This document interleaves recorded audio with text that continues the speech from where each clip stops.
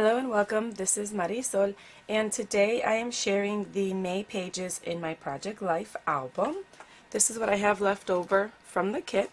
The entire word phrase stickers, 6 3x4 cards. This was actually a 4x6 card and I cut it in half. Other than these two cards, the rest of them are pretty generic that I can use in another project. So despite the fact that these kits tend to be theme based by month and occasions, you can still use the cards in other projects that don't relate to the month or that particular season. I have the chipboard set. I only used 2 pieces. And most of this chipboard set, again, is also generic. This says May Flowers and this says May Moments. And those are really the only two that have any reference to May. And the same thing with the 4x6 cards. This is just a quote, and this one says Celebrating, and both can be used. I have 2 of the wood veneer banners left. And the stamp set. I used the stamp set for these 3x4 cards. I used the stamp, Here's the Story, story number 1, 2, and 3, as my title. And then I typed up the journaling in Photoshop, ran it through my printer, and I had my own custom DIY 3x4 cards. The 3x4 cards that were in the kit just didn't go with my story, and I wanted to have each of the journaling spots connect to the pictures because they were all of the same event. They were of my daughter's performance in The Lion King, which I enjoyed so much.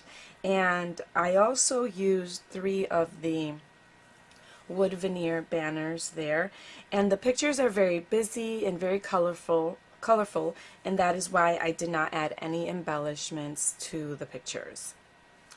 This is the playbill, which I just stuck in a 6x8 page protector. And then this page here is an insert, and it is also about the play or musical. But the story I told about the musical was about friendship and family, and that's why I separated those pictures from the other ones. And I love the way that it came out. I just took this 4x6 card and trimmed it in half and journaled on one side of the card and used a chipboard piece there on the right and the wood veneer pieces. I think I'm going to add one of those Avery index tabs here so that people know to turn the page. And this is the continuation of May. Here I have, oh, it looks like I did not adhere these together. Nope, I sure didn't.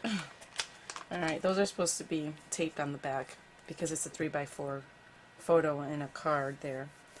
Alright, so I just took the May Adventures 4x6 title card and took pictures of, or rather printed pictures that my son sent me. And the journaling talks about how he and his fiancee Bree are in Florida and how they get visitors and how they take time out of their busy schedule to spend time with family and friends. And that says so much about their character, you know. And although I didn't take those pictures, I wasn't involved in that story, I felt like I needed to include it in my album, and I'm really glad that I did. Again, I ran these through my my printer for journaling. Here I have on the right the pictures from my week in the life.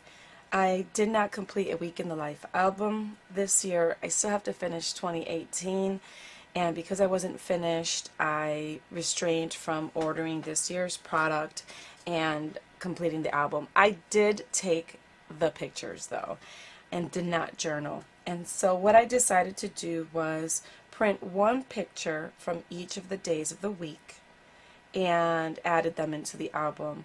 I felt like that was good enough for me. I don't have to do an entire album for Week in the Life. Maybe I'll do it next year, I don't know, but for this year this is working for me. I used the days of the week plastic words as a repetitive element to unify the photos, and that was it. Some of the photos have type on them, and that is because I posted them on my Instagram account and just decided to print them that way, and I considered that to be my journaling for the day.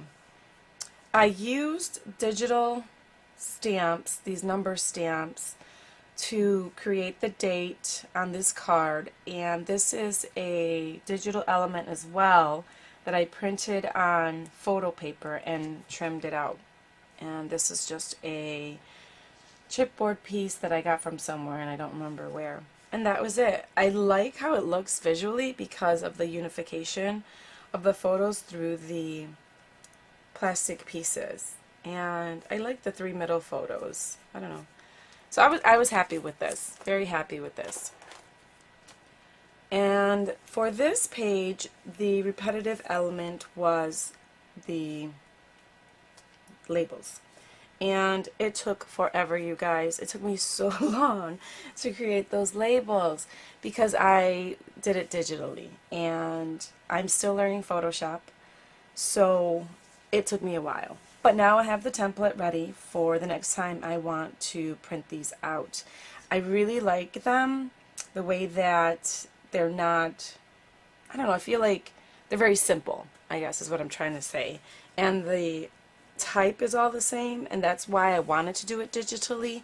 I wanted it to look cleaner than my own handwriting. I wanted it to contrast with the handwriting in this card here, and I really like the way that it came out.